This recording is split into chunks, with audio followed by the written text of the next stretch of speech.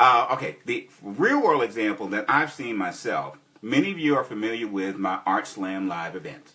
And those events have been going on since 2010, so we're in our 7th year doing this. Honestly, folks, this has been a huge blessing because this event has been growing and growing and growing every year.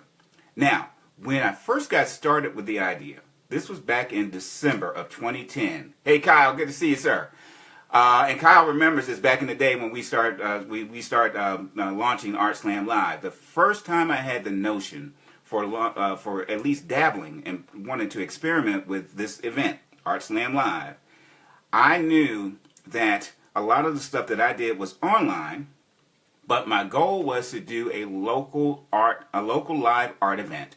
But I didn't have the audience. I didn't have the local audience of the people that I felt would show up.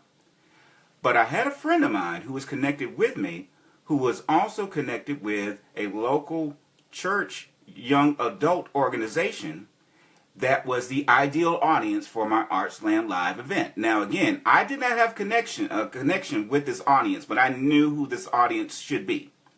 And then I started identifying people that were already touching that audience. This was that church youth group. And this was a young adult, so this was like a 20-something youth organization.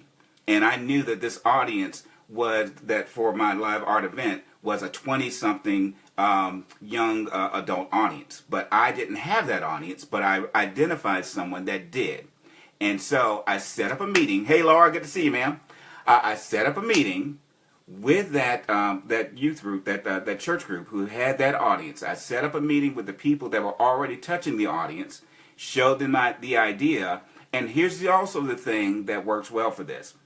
Not only do you have to identify who your audience is, not only do you have to start identifying who's already touching that audience, then the third thing that you want to do is you want to find out what is a good project or idea that is a win-win for both parties.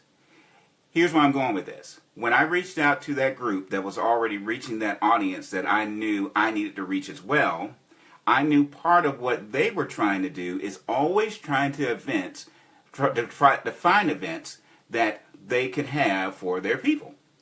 I had an event that did not have an audience. They had an audience that was looking for events. So we reached out, we sat down, we met, and we said, you know what, let's go ahead and give this a try.